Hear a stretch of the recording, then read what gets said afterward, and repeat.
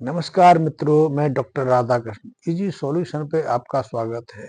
जब आप खेत की मिट्टी में बार बार निरंतर इस गोरस का प्रयोग कर सकते हैं। ये गोरस हमने गाय के गोबर के घनशत से प्राप्त किया है और गाय के गोबर के बारे में, गाय के गौमूत्र के बारे में तो बहुत अच्छे से जानते हैं कि अकेले गाय के शरीर में लाखों तरह के सूक्ष्म जीव निवास करते हैं और ये सूक्ष्म जीव बहुत महत्वपूर्ण है कि न केवल ये सूक्ष्म जीव स्वयं गाय के शरीर के लिए, गाय के स्वास्थ्य के लिए, गाय की निरोगता के लिए, जीवनी शक्ति के लिए अद्भुत रसायनों का निर्माण करते हैं, बल्कि यही जीव, यही सूक्ष्म पदार्थ, जो सूक्ष्म तत्व दूसरी वनस्पतियों के लिए, दूसरे प्राणियों के लिए बहुत महत्वपूर्ण रसायनों का उत्पादन करते हैं।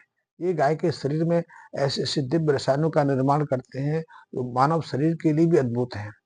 और इसीलिए जब गाय का गोबर आप कहीं डालते हैं, किसी मिट्टी में गाय का गोबर पहुंचता है, तो ये गोबर बहुत सारे सूक्ष्म जीवों के लिए, उनकी भोजन के लिए, उनकी जीवनी शक्ति के लिए बहुत महत्वपूर्ण भूमिका निभाता है। गाय के गोबर की विशिष्टता है, विशिष्टता ये है कि गाय के गोबर में कभी सड़ान नहीं होती, वो सड़ता नहीं, या तो पूरी तरह से डिकम्पोज हो जाता है, पूरी तरह से विघटित हो जाता है, सूक्ष्म पदार्थ में निर्मित होकर मिट्टी की जीवनी शक्ति को बढ़ाता है, पोषकता में वृद्धि करता है, या फिर सूख के वो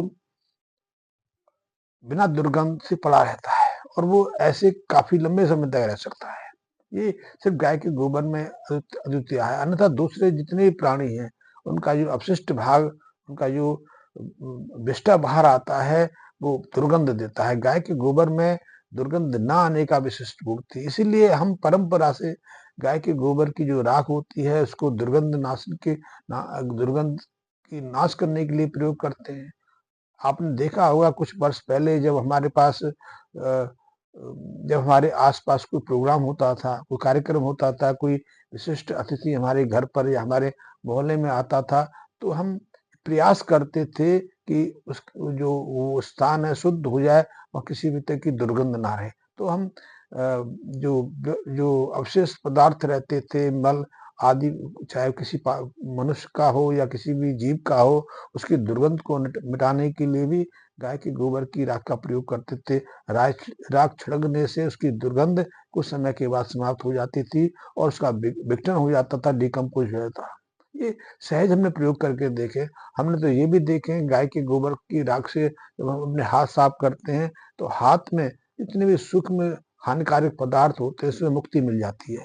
आज तो बार बार अपने हाथों को साबुन से साफ करते हैं बीच तो, लेकिन जब हम साबुन का प्रयोग नहीं करते थे तो शुद्धि का एकमात्र साधन यही गाय की गोबर से निर्मित राख होती थी। बहुत लोग तो गाय के गोबर से दंत मंजन भी करते थे। वैसे दंत मंजन मिलता भी है जो गाय के गोबर से निर्मित किया जाता है, लेकिन राख की अपनी विशिष्टता है, क्योंकि जब गाय की गोबर से राख निर्मित करते हैं तो उसमें बहुत सारे खनिज तत्व तो ऑटोमेटिकली आ ही जाते हैं, लेकिन कुछ और विशेषता भी उसमें आ जाती है। इन विशेषताओं को लेकर भी बहुत सारे प्रयोग हुए हैं। इसीलिए अभी भी हम जब सब्जियां लगाते हैं, फल लगाते हैं, उसमें जब किसी तरह का रोग देखते हैं तो सबसे पहले, अभी तो हमारे पास कुछ तरह की दवाएं उपलब्ध होगी, किसान, एक बागवानी करने वाला मित्र सहजता से किसी दुकान से दवा ला के छिड़क देता है। लेकिन जब दवाएं नहीं होती थी तो राख ही वो पहला माध्यम होता था जो उन लोगों से हमें मुक्ति कराता था। अभी भी गांव देहात में जाएंगे तो बहुत सारे लोगों को देखेंगे कि वो अपनी साग सब्जियां को इन कीटाणुओं से बचाने के लिए, रोगों से मुक्त रखने के लिए उनके ऊपर गाय के गोबर से निर्मित राख छिड़क देते हैं और उस छिड़काव से न केवल उनकी फसल और रोगों से बच जाती है, बल्कि फसल में एक नया नवीनता आ जाती है, उसमें नई जीवनी शक्ति आ जाती है, क्योंकि राख से बहुत सारे उसे पोषक तत्व भी मिल जाते हैं। तो राख बहुत अद्भुत है। ऐसी राख के प्रयोग से हम अपने हाथ शुद्ध करते थे, बर्तन साफ करते थे।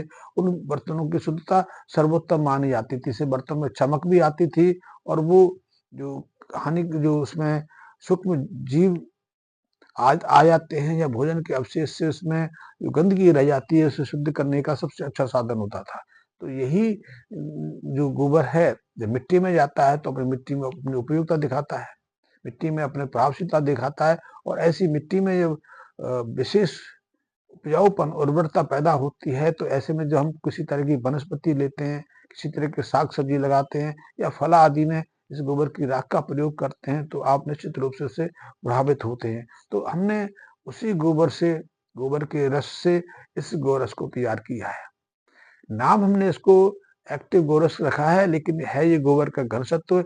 इस गोबर घनसत्व में सैकड़ों तरह के ऐसे सूक्ष्म जीवाणु हैं जो गाय के शरीर में रहते हैं, और वही जीवाणु गाय के शरीर के अंदर पाचन में महत्वपूर्ण भूमिका निभाते हैं, बहुत सारे पदार्थों के निर्माण में महत्वपूर्ण भूमिका निभाते हैं। और जब यही सूक्ष्म जीवाणु गाय के गोबर के साथ गाय के शरीर से बाहर आते हैं, मिट्टी में पहुंचते हैं, तो गाय के गोबर का तो वो विघटन करते ही हैं, डिकम्पोजिशन करते हैं, उसे सूक्ष्म तत्वों में विभाजित करते हैं। इसके साथ ही साथ ये मिट्टी को जीवनी शक्ति भी प्रदान करते हैं, पोषकता भी प्रदान करते हैं, मिट्टी की उर्वरता में वृद्धि करते हैं। इसके साथ में मिट्टी की जो ह्यूमस जो गुण होता है, जो मिट्टी का ऑर्गेनिक कार्बन है, उसमें वृद्धि करते हैं। और देखा गया है कि जब मिट्टी की के अंदर ऑर्गेनिक कार्बन की जो दर बढ़ती है, ऑर्गेनिक कार्बन का स्तर बढ़ता है, तो मिट्टी की संरचना बहुत तेजी से बदलाव आता है।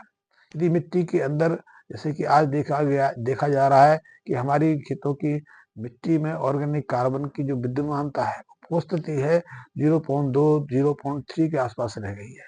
लेकिन जब ये ऑर्गेनिक कार्बन की दर बढ़ती चली जाती है, मान लें कि आप विशेष प्रयास से अपनी मिट्टी की ऑर्गेनिक कार्बन के स्तर को 1% के आसपास ले आते हैं, तो मिट्टी में बहुत सारे बदलाव आ जाते हैं। इस ऑर्गेनिक दर को बढ़ाते ही मिट्टी के अंदर नाइट्रोजन की उपस्थिति करीब करीब 1 हेक्टेयर में 40 से 50 किलोग्राम तक बढ़ जाती है। आपने कुछ किया नहीं, सिर्फ ऑर्गेनिक कार्बन बढ़ाया। ऑर्गेनिक कार्बन बढ़ाने के लिए आपने गाय के गोबर का, गाय के मूत्र का प्रयोग किया, आपने फसल अवशेष का प्रयोग किया, दूसरी बहुत सारी चीजें हैं जिनसे भी हम गाय के मिट्टी के ऑर्गेनिक कार्बन बढ़ा सकते हैं। लेकिन आपने ऑर्गेनिक कार्बन बढ़ाया, दूसरी तरफ मिट्टी के अंदर नाइट्रोजन की उपस्थिति बढ़ गई, नाइट्रोजन के साथ में फास्फोरस भी बढ़ गया।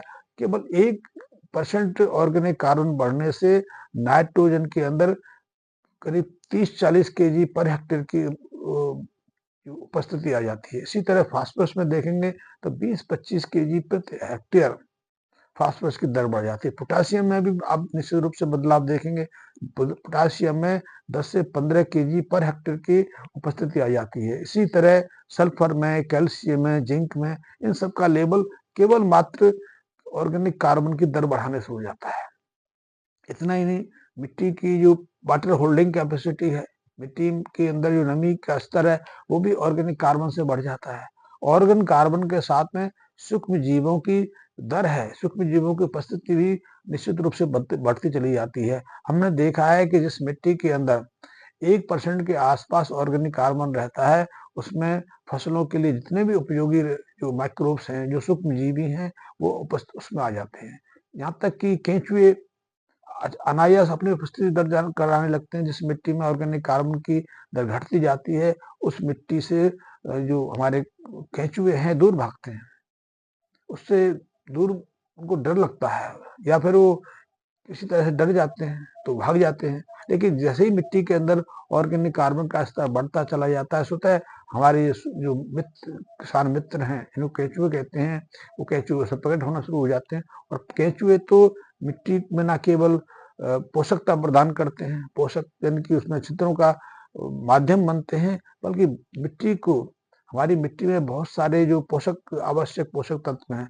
मैंने देखा गया है, और वैज्ञानिक भी इस बात को कहते हैं कि जिस मिट्टी में पर्याप्त संख्या में केंचुए विद्यमान रहते हैं, उस मिट्टी में जो वनस्पतियों के लिए, खेती के लिए जो 15-16 पोषक तत्व रहते हैं, वो सहजता से उपलब्ध हो जाते हैं। वैसे 17 पोषक तत्वों में से 3 तत्व ऐसे हैं जो वनस्पतियां वातावरण से सीधे सीधे प्राप्त कर लेती हैं। वनस्पतियों का शरीर भी हमारी तरह करीब 40 से 47% कार्बन से निर्मित होता है, और ये कार्बन मिट्टी में अवश्य रहता है।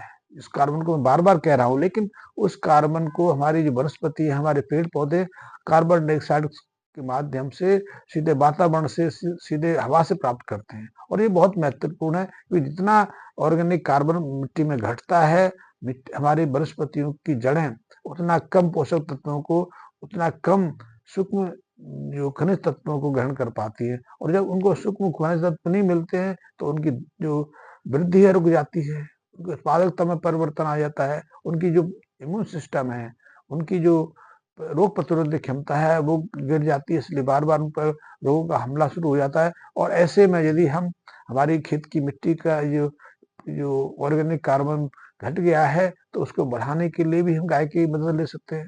गाय के गोबर का प्रयोग कर सकते हैं, गाय के मूत्र का प्रयोग कर सकते हैं। पहले तो हमारे यहाँ प्रचलन था, गाय अपने खेतों में गाय-भैंस को बैठाने का, पशु गाय के झुंडों को उसमें बैठाने का। लेकिन अब ये परंपरा छोड़ दी, तो एक कारण है कि हमारे खेतों की जो उर्वरता घट रही है, दूसरा कारण है कि हमने अनावश्यक, बिना किसी सोच समझ के जो रासायनिक खादों का प्रयोग शुरू कर दिया। रासायनिक खादों का प्रयोग जैसे-जैसे बढ़ता गया, मिट्टी की उर्वरता तो घटी, हमारे फसलों में कई तरह के रोग भी हमला करते चले गए। तो इससे बचने के लिए आप गोबर का सीधा प्रयोग कर सकते हैं, गोबर जो खाद है उसका उपयोग ला सकते हैं, या फिर हम जैसे गोबर घनशक्ति का प्रयोग करते हैं, आप इसका प्रयोग करके दे सकते हैं। इससे निरंतर प्रयोग से आप देखेंगे कि आपकी मिट्टी की जो संरचना है, उसमें बदलाव आ जाएगा, मिट्टी की कठोरता दूर हो जाएगी। आप जो भी वनस्पतियाँ, जो भी उसमें पेड़-पौधे लगाएँगे, उनकी जड़ें अधिक गहराई तक जाना शुरू कर देंगी। इतना ही नहीं, अब वनस्पतियों की वृद्धि, वनस्पतियों का हरियाली, वनस्पतियों की जो उत्पादकता में एक निश्चित बदलाव अनुभव करेंगे। बहुत सारी चीज़ें इससे बदल जाएँगी। धन्यवाद मित्रों।